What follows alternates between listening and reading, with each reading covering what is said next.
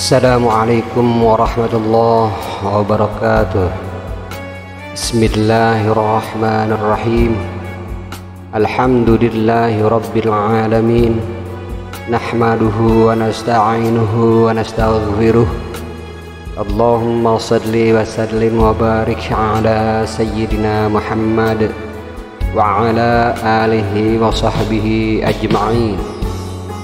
Allahumma alhimna ilman afqahu bihi awamirak wa nawahika warzuqna fahman a'lamu bihi kaifa unajik ya arhamar rahimin. Allahumma arzuqna fahman nabiyyin wa hifdzal mursalin wa ilhamal malaikatal muqarrabin bi rahmatika ya arhamar rahimin.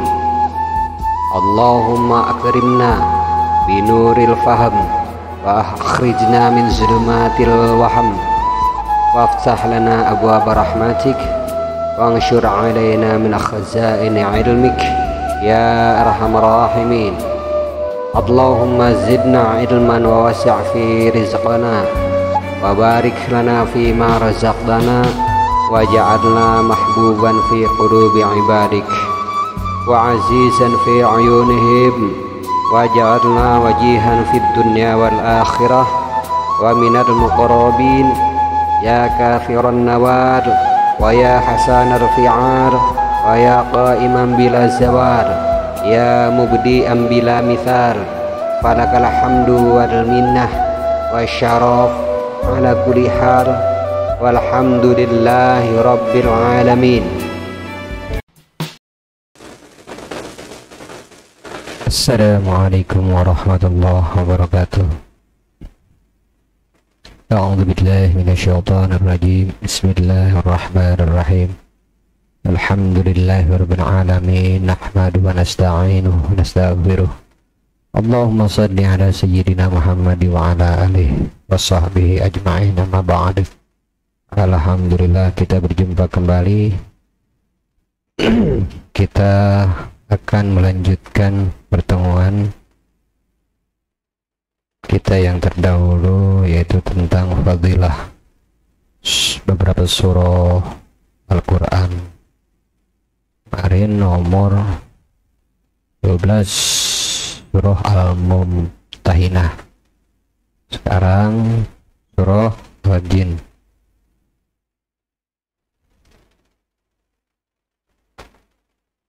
Siapa yang memperbanyak membaca surah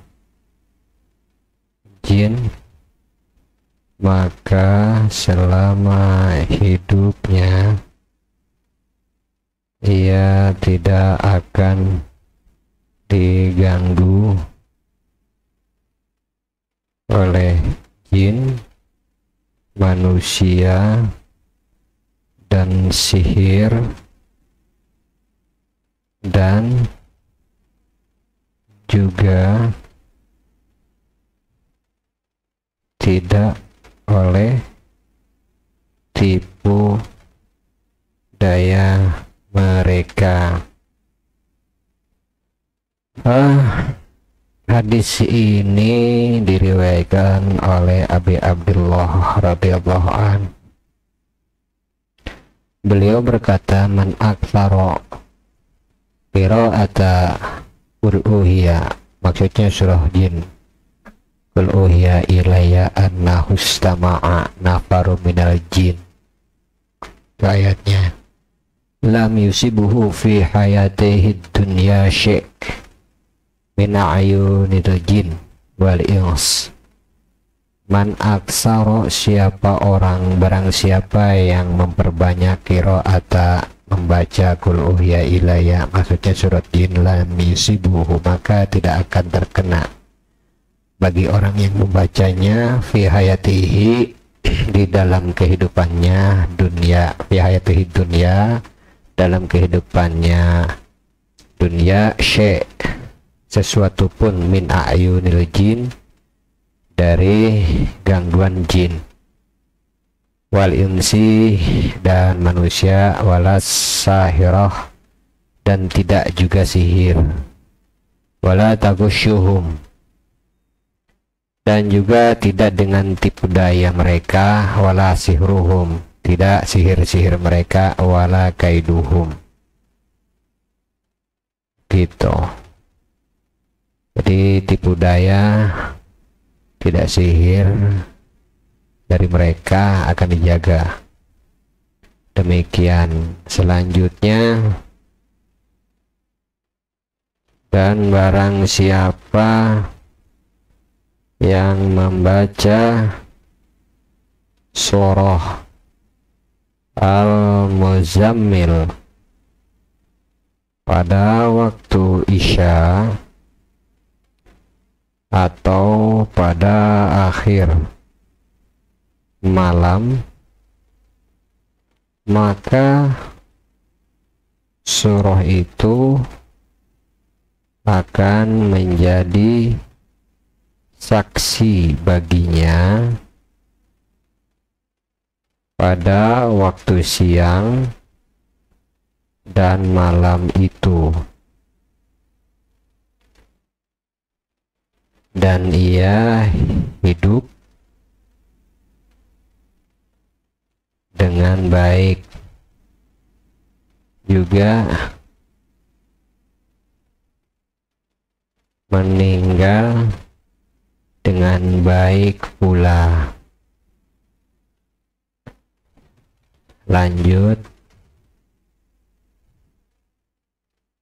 barang siapa yang membaca surah An-Naziyat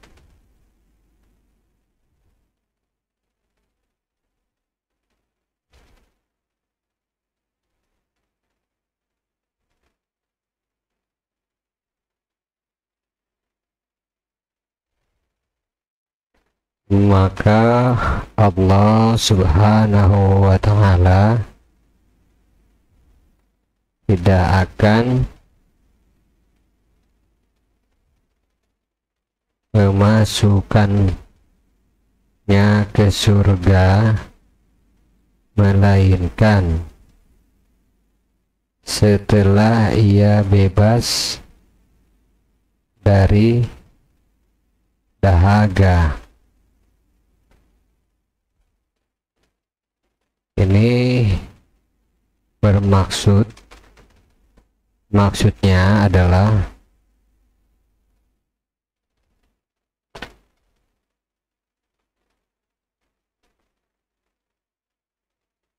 bahwa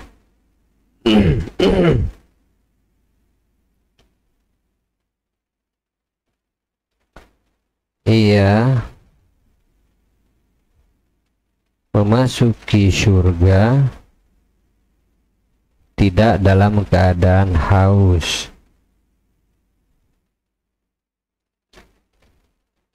dalam keadaan kehausan, begitu.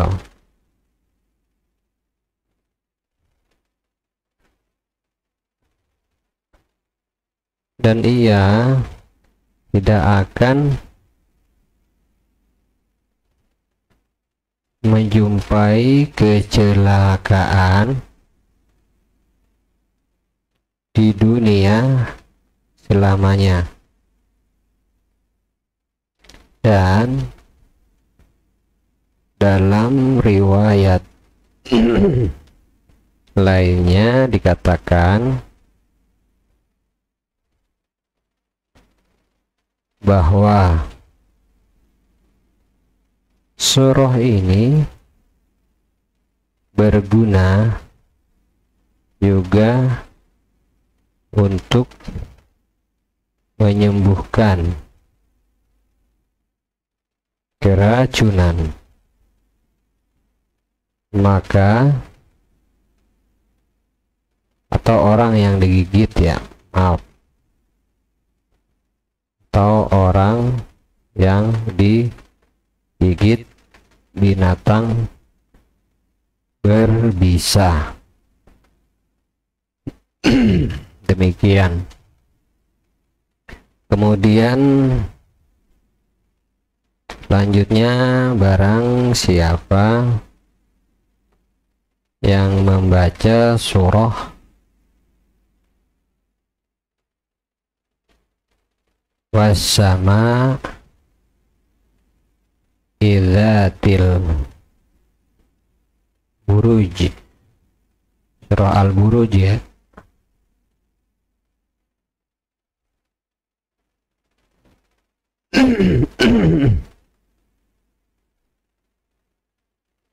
Pada segelas air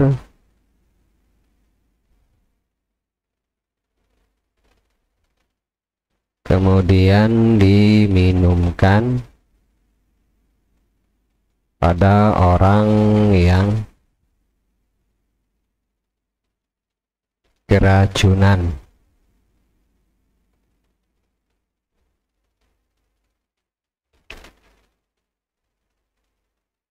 atau orang yang digigit binatang berbisa. Begitu. Maka racun tersebut tidak akan mencelakakan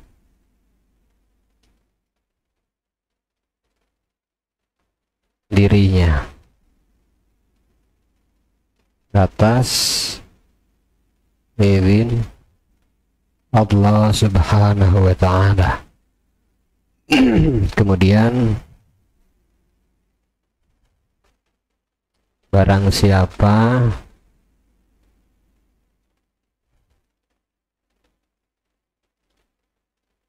yang membaca surah Inna anzalnahu, nah ini Al-Qadar ya,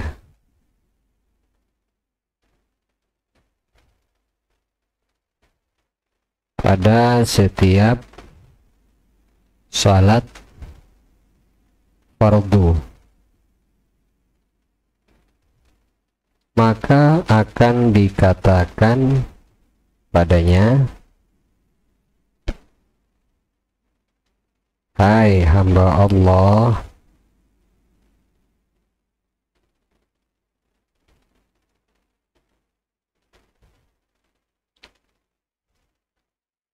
dosa-dosamu yang lalu telah diampuni.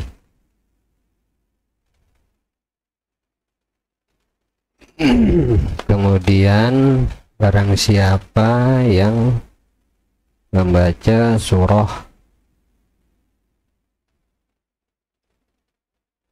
Az-Zalzalah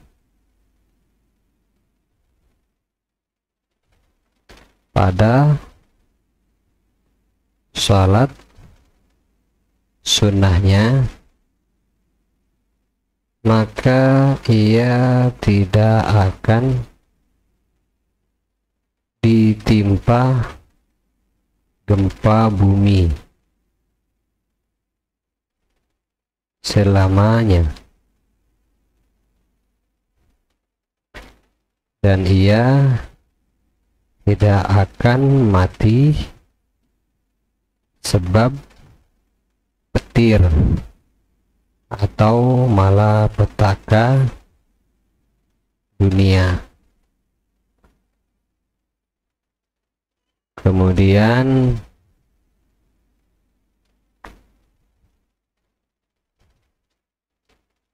barang siapa yang membaca surah Wailul likulli humazatil lumazah pada setiap salat fardu, maka akan menyingkirlah kefakiran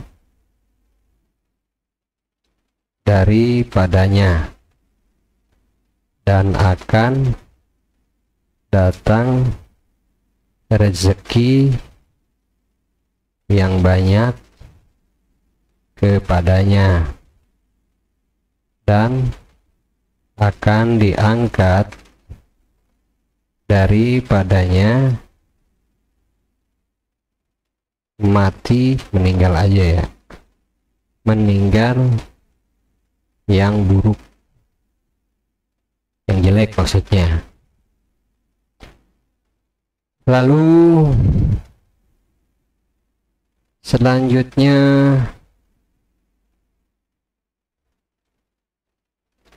barang siapa yang membaca surah Qul ya ayyuhal kafirun dan surah Qul huwallahu ahad pada setiap salat fardunya, maka akan diampunilah dosa-dosanya dan dosa kedua orang tuanya dan dosa anak-anaknya, dan jika ia tercatat sebagai orang yang celaka, maka akan dihapuslah ia dari golongan orang-orang yang celaka dan akan ditetapkan pada golongan orang-orang yang berbahagia. Ia akan dihidupkan oleh Allah Subhanahu wa ta'ala sebagai orang yang berbahagia, dimatikan sebagai syahid dan dibangkitkan sebagai syahid. Begitu. Kemudian selanjutnya, barang siapa yang hendak tidur lalu ia membaca surah Al-Ikhlas 11 kali, maka rumahnya dan rumah yang ada di sekelilingnya akan terpelihara. Ini hadisnya dari Sayyid Abu Bakar As-Siddiq radhiyallahu anhu. Redaksinya kurang lebih, man awa ila firashi faqara'a qul huwallahu ahad 11 marrah wa fi dhafi dari wa fi duwairati haulah. Di dalam kitab yang lain, kitab Ad-Dairobi, juga dalam kitab Khazinatul Asrar dikatakan, barang siapa yang membaca surah Qulhu 11 kali sebelum memasuki rumahnya, maaf, bukan 11 kali ya, 3. Masuki rumahnya, maka dihalau darinya itu kefakiran, dan diberikan rahmat pada rumahnya dan 40 rumah di sekelilingnya. Jadi